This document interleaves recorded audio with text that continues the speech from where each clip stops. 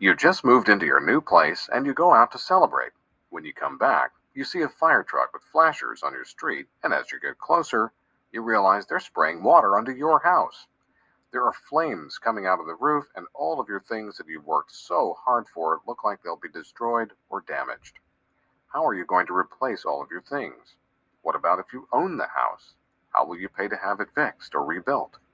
Hopefully, you have enough property insurance to cover all of your expenses. Otherwise, it's going to have to come out of your pocket. Let's take a look at the most common types of property insurance, renters and homeowners insurance, and also take a look at liability insurance to see what these cover and which is right for you now or in the future when you start living on your own. Although it's great if you never have to file a claim, having these insurance policies can be the best way to safeguard your valuables in case something unexpected happens.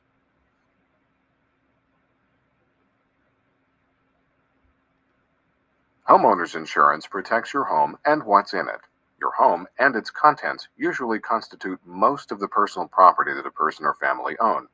How would you replace that house and contents in the event of some disaster, such as a fire, tornado, hurricane, lightning, or a tree falling during a windstorm? If you have homeowners insurance, you'd file a claim and get money from your insurance company to cover some or all of the damage. It can also cover your personal possessions if they're stolen. Finally, homeowners insurance provides liability insurance in case someone is injured and sues you for negligence. If you're purchasing your first home, talk to an agent about how much coverage you will need to replace your property if something were to happen to your home and possessions. Banks usually require you to purchase homeowners insurance in order to get a mortgage with them. Until you pay off your mortgage, you'll have to keep your policy current. Most homeowners policies include comprehensive coverage against damage to your house and your personal belongings. Most insurance companies also offer several standard types of homeowners policies called forms. Each of these covers different types of property and damage. For example, one might cover hail damage while another does not. Let's take a look at the most common options you'll have to choose from. Basic coverage pays claims for damage due to fire or lightning, wind or hail, smoke, volcanic eruption, explosion, riot and civil unrest, vandalism or malicious mischief, theft, damage from vehicles, as well as structural damage and self-damaging instances. For example, damage by glass material that is part of the building, a part of the building falling, etc. This type of coverage provides protection to your home and its contents, such as furniture, carpeting, personal possessions, including highly priced objects, paintings, and antiques, against the listed hazards. This type of coverage is not as common as it was in the past. A broad coverage policy is more extensive than basic coverage. It covers damage included under basic coverage, as well as building collapse and damage brought to heating, air conditioning, plumbing, and sprinkler systems. Therefore, you'll be reimbursed for damage from the following reasons: sudden and accidental tearing, cracking, burning, or bulging of a steam or hot water heating system, accidental discharge from a plumbing, heating, air conditioning, or sprinkler system or household appliance, freezing of a plumbing, heating, air conditioning, or sprinkler system or a household appliance, sudden and accidental damage from artificially generated electricity, falling objects, weight of ice, snow, or sleet, and volcanic eruption.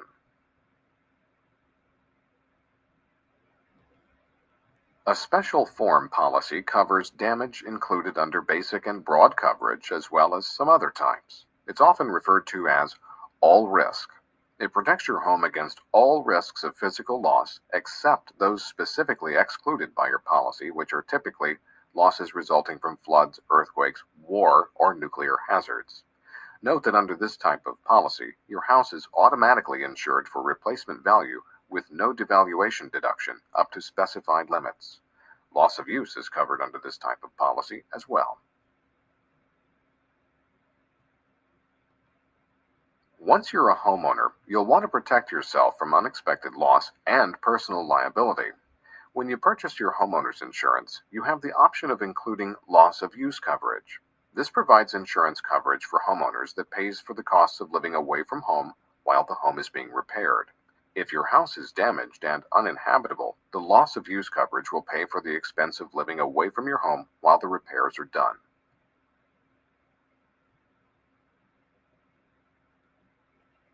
If you own a condo, you belong to a condominium association which insures the building which your condo is part of.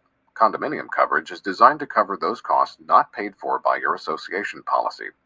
This type of policy covers damage due to smoke, windstorm or hail, fire and lightning, earthquakes, theft, vandalism, water escape from malfunctioning pumps, but not floodwaters, freezing of plumbing, heating or air conditioning systems. It also provides personal property coverage, personal liability for residents and guests of the policyholder, and specific coverage of improvements to the owner's condominium unit. It's important to understand why homeowners insurance costs vary from house to house. There are a number of factors that can affect how much you'll have to pay for insurance, including location. Is it a high or low crime area? Size, materials used in construction, the type of weather that commonly occurs in your area, and the condition of the house. In the end, the two largest factors determining how much your premium will cost every month are the value of the house and your deductible. The more expensive a house is, the more it will cost to rebuild it, so you will have to have more coverage. As we saw in another topic, your deductible, or how much you're required to contribute in the event of a loss, is also important. Policies with lower deductibles have higher premiums, and vice versa. Take a look at the Insurance Information Institute website to see what you should look for when buying a new home and how it can impact the cost of your insurance policy.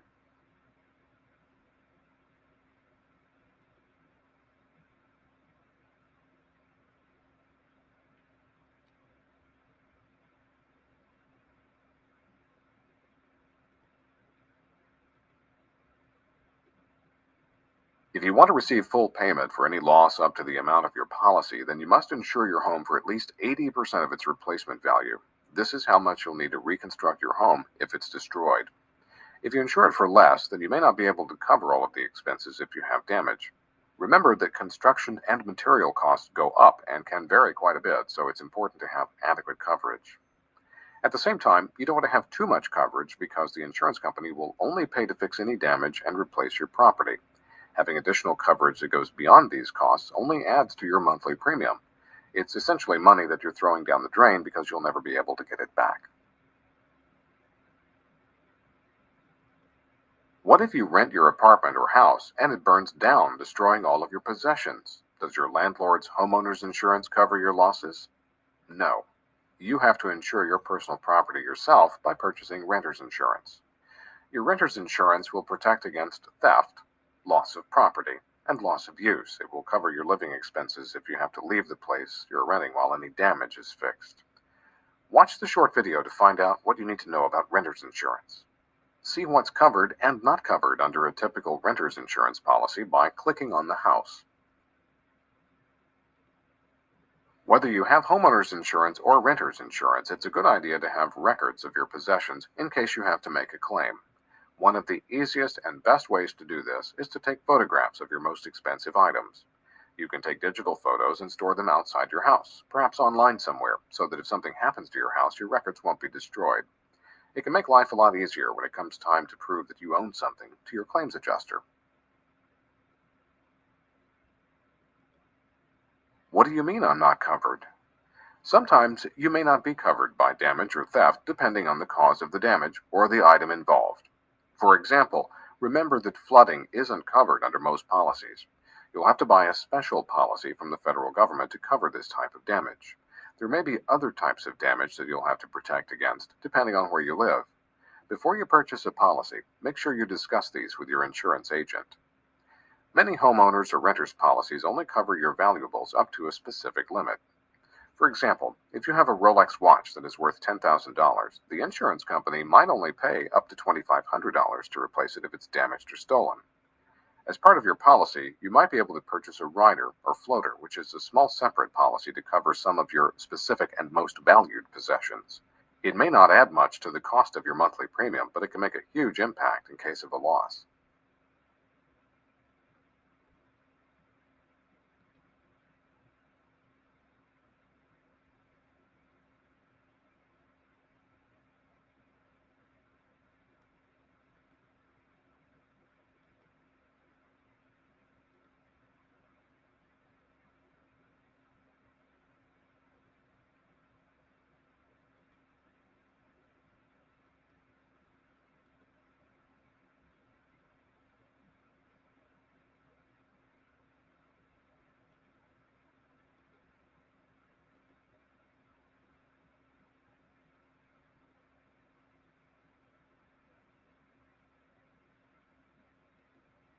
Who is responsible if a neighbor slips on your doorstep and can't work for a couple of months?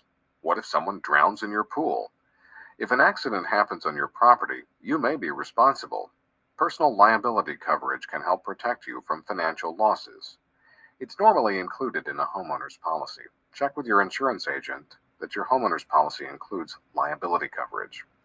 If you don't think that your liability coverage is adequate to protect you in case of a major lawsuit, you may want to buy umbrella liability insurance, which can provide additional protection on top of your homeowner's insurance policy.